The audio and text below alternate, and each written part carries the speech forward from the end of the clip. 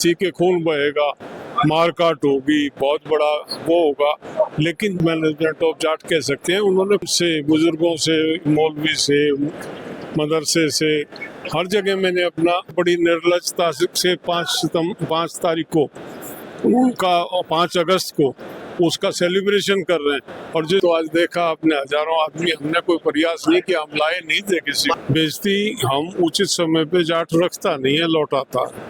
अच्छा, उपराष्ट्रपति तो किसान आंदोलन में उपराष्ट्रपति साहब तो हमारे 3 कानूनों के पक्ष में बोल रहे थे, धनखड़ साहब। सतपाल मलिक जो है वो किसान के साथ खड़े थे, वो सरकार के साथ खड़े थे और उसका इनाम लिया, वो उपराष्ट्रपति बन गए।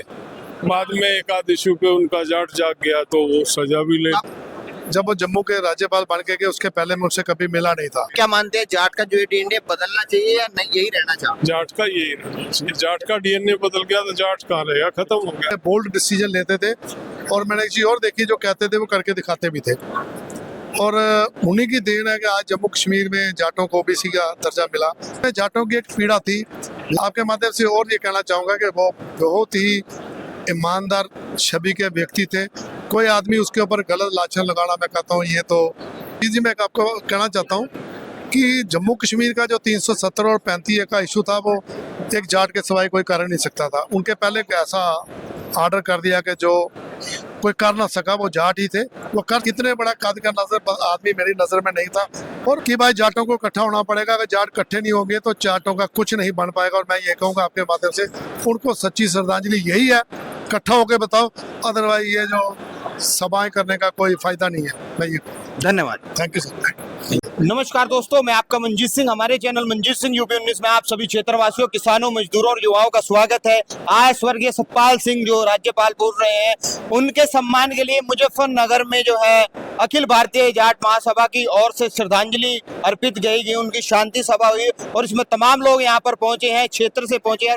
इसी बीच जम्मू से जो है पूर्व मेयर है हमारे साथ, वो भी यहाँ पर श्रद्धांजलि देने पहुंचे हैं। बड़ी बात है, वो भी जाट समाज का कद उन्होंने जो वहाँ पर बढ़ाया है, जो उन्होंने काम किए जम्मू में, उनके बारे में एक बार चर्चा करते हैं। नमस्कार। नमस्कार, स्वागत है आपका। आप उस धरती पर है जो क्रांति की भूमि है। Thank you Manjeet ji, thank you.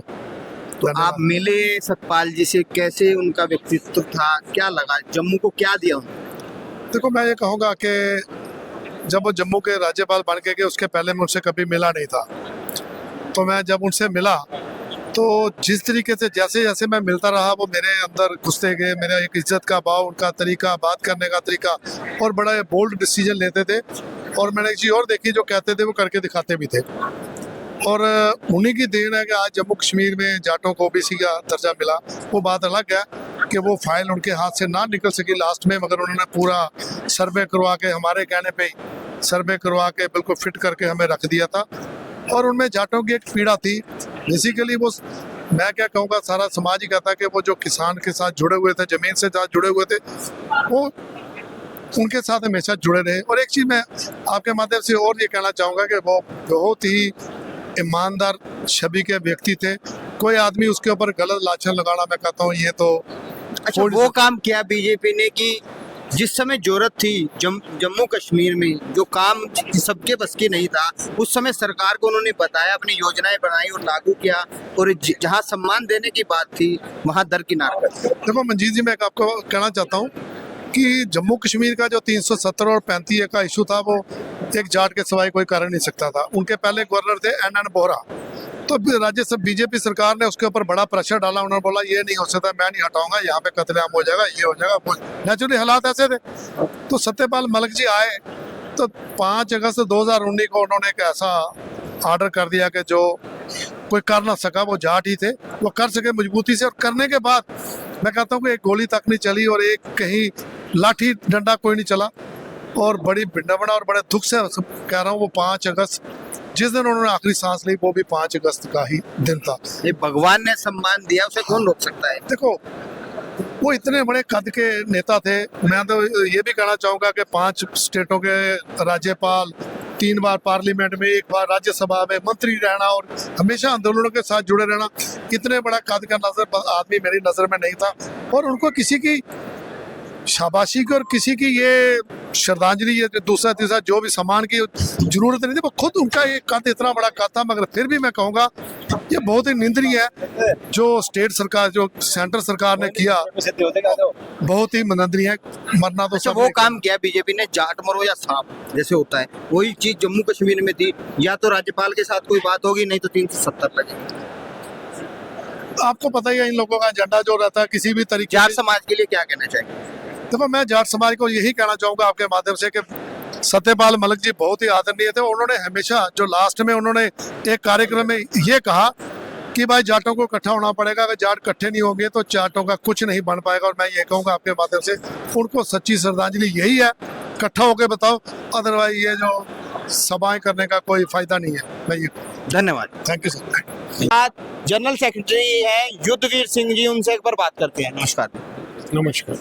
तो साहब, इतना बड़ा पूरा मामला हुआ, 370 में प्रमुख योगदान रहा सतपाल मलिक जी का, मगर जहां उन्हें सम्मान देने की बात थी वहां पर बीजेपी कहीं भी नहीं थी। ये दर्शाता है कि ये पार्टी इस्तेमाल करके छोड़ देती है।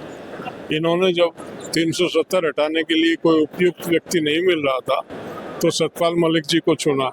और जिस मतलब सतपाल मलिक का एक कार्यशैली थी कि वो हर काम को बखूबी अंजाम देते थे, हर काम को मैनेज करना जानते थे। उन्होंने पूरी वैली में एक इस तरह का नेटवर्क बना लिया था कुछ ही महीने में कि तमाम लोगों से वो सीधा जुड़ गए थे, हर वर्ग से सीधे जुड़ गए अच्छा, थे। वो चीज करके दिखाई जो कह रहे पहले रहा था कि जो फैसला किसी से नहीं होता वो जाट करते हैं।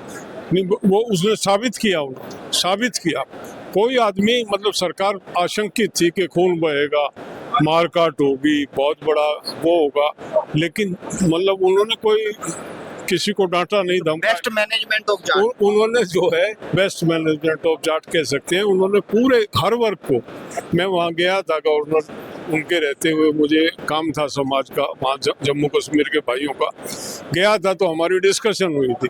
वो कह रहे मैंने सब में अपना नेटवर्क बना दिया, स्टूडेंट से, बुजुर्गों से, मौलवी से, मदरसे से, हर जगह मैंने अपना एक संपर्क बड़ी बात बना थी, लिया। कोई आसान काम नहीं था जिसका क्रेडिट ये ले रहे हैं। नहीं, उस आदमी का कुछ नहीं। आसान, उससे कठिन काम कोई था ही नहीं। और जिस खूबसूरती से उन्होंने उसको निपटाया, उससे बढ़िया कोई निपटारा किसी काम का हो ही नहीं सकता।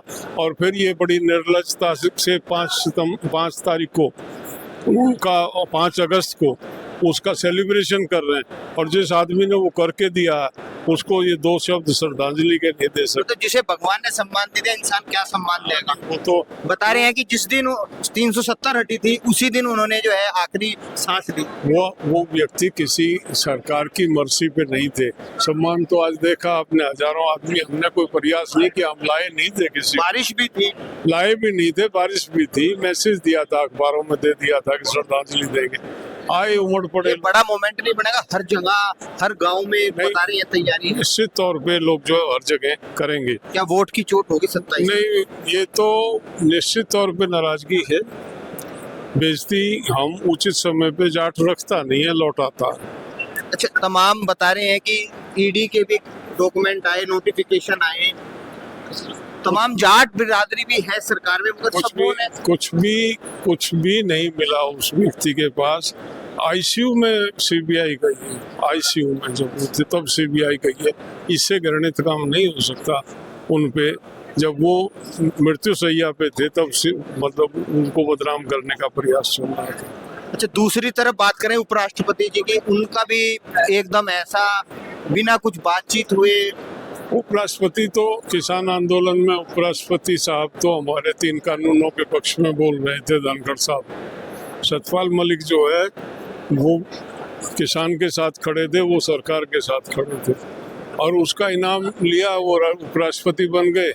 बाद में एक आध इशू पे उनका जाट जाग गया तो वो सजा भी ले। आप क्या मानते हैं, जाट का जो डीएनए बदलना चाहिए या नहीं, यही रहना चाहिए? जाट का यही रहना चाहिए। जाट का डीएनए बदल गया तो जाट कहाँ रहेगा, खत्म हो गया। फिर तो विद्रोह होता रहेगा। आज हमारी आइडेंटिटी, हमारा डीएनए है, हमको कुछ नहीं चाहिए, हमारा डीएनए कायम रहे।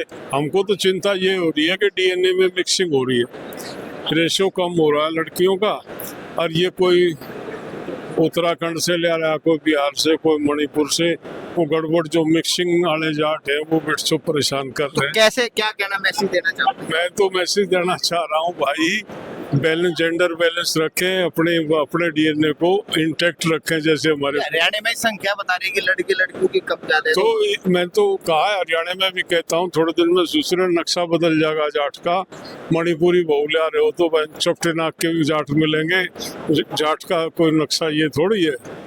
बचो, बचना होगा इनसे। बचना होगा। डीएनए गया कुछ नहीं है, हमारा वजूद, हमारा। अच्छा, आपने एक बड़ा मैसेज सिसोली से भी दिया था कि कोई खाटू श्याम जा रहा है, कोई और लिया है। निश्चित तौर पर ये हमारा कैरेक्टर नहीं है। हमारा भगवान हमारे खेत में, हमारी गंगा, हमारे कुएं, ट्यूबवेल। कॉन्स्पिरेसी चली, हमारे नौजवान बच्चों को कावड़ पे लगाया गया। जो बच्चा 2 दफे धक्के खाएगा और अपने गाँव के बीच में, वो कहीं ना कहीं इन पोंगापंथियों की गिरफ्त में आएगा।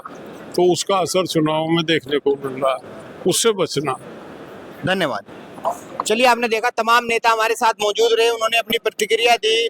आपकी क्या राय है? क्या ये सम्मान मिलना चाहिए और भारतवर्ष में इसके प्रति जो चल रही है योजनाएं, क्या एक बड़ा रूप लेगा? इसी तरह की खबरों के लिए हमारे चैनल मंजीत सिंह यूपी 19 के साथ बने रहें। हमारा चैनल लाइक करें, शेयर करें, सब्सक्राइब करें। जय हिंद, जय भारत, धन्यवाद।